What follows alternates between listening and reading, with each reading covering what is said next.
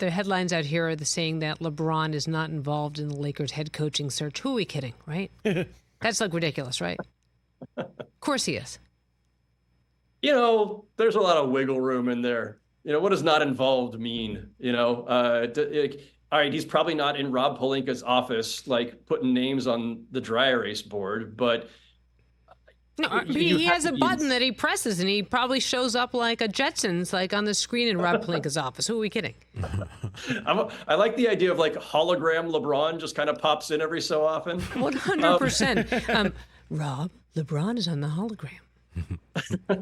I think it would be ludicrous to think in today's NBA, with as much power as superstars have and have deserved most of the time, that you're not at least making a call and consulting. Like before Rob Pelinka makes his list of finalists, it would be foolish not to at least, if not talk to LeBron directly, then at least to talk to the people who talk to LeBron and get a feel for, somebody, because you don't want to hire somebody who he's absolutely opposed to or absolutely has no respect for. You don't necessarily need to choose somebody at LeBron's request either, but the idea that he's not involved at all, certainly strains credulity. TJ? Hey, Howard, what's up? I'm a Sixers fan and I'm a Clippers fan, so it's not always that great for me. So I don't want to talk about both of them right now. I'm going to specify the Sixers. They got almost $59 million in cap space next year, right? What's the word, man? Can you help me feel good about this offseason? Who can you see the Sixers signing to help Embiid and Maxey go to the next level? Admittedly, I have not dug that deep into it yet, but it's funny that your combination of teams, it's the Sixers and Clippers, who the Sixers might want to be poaching a star from. Right.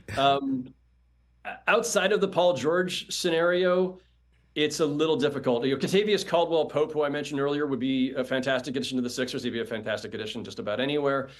And I think the one thing to keep an eye on, Daryl Morey's pretty shrewd about this stuff, and he knows as well as anybody. We haven't seen a lot of superstars or even second-tier stars change teams in free agency in recent years. Most of those changes have been via forced trades.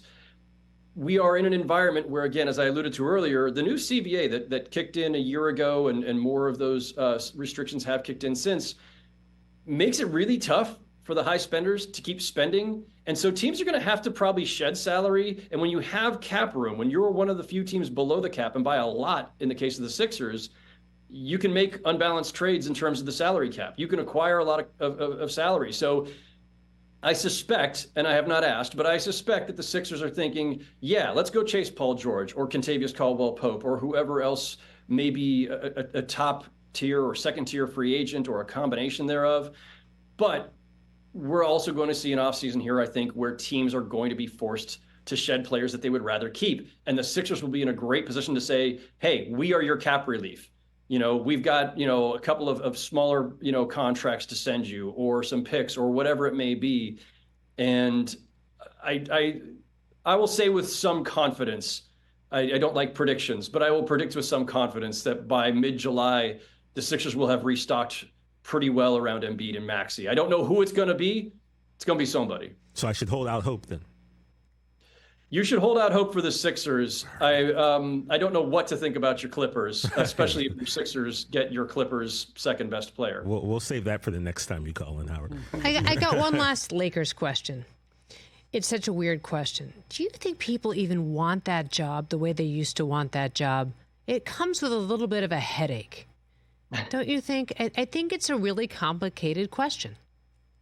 Suzy, I think it goes back to the old cliche that you and I have heard 8 billion times, which is that there's only 30 of these jobs, and the Lakers among those jobs is, even in the worst of times, and this is definitely not the worst of times, right? Like, they've had some really rough periods, but even in the worst of times, the Lakers job is the Lakers job. It is still a glamour team in a glamour city, and yeah, it comes with a lot of pressure, a lot of scrutiny, and it comes with the knowledge that the last couple of coaches have not lasted very long. One of them, despite winning a championship, Frank Vogel.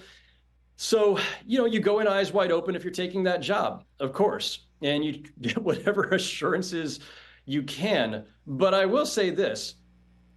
I have much more concern for the Lakers in terms of what they do with the roster than what they do at the head coaching spot. I think Darvin Ham, for any flaws that people will point to, and I know Laker fans will point to many, Darvin Ham was a perfectly capable coach. Frank Vogel was a clearly capable coach and won them a championship. That they both got fired is at least in large part due to the fact that the Lakers did not sustain the championship core that they had around LeBron James and Anthony Davis. And so I have much more concern with the way the front office has operated over the last few years, both with regard to coaches and with regard to roster building, than I do with who's going to ultimately sit in that seat and draw up plays. Yep. Catch the Rich Eisen Show every single day on the Roku channel, 12 to 3 Eastern, for free.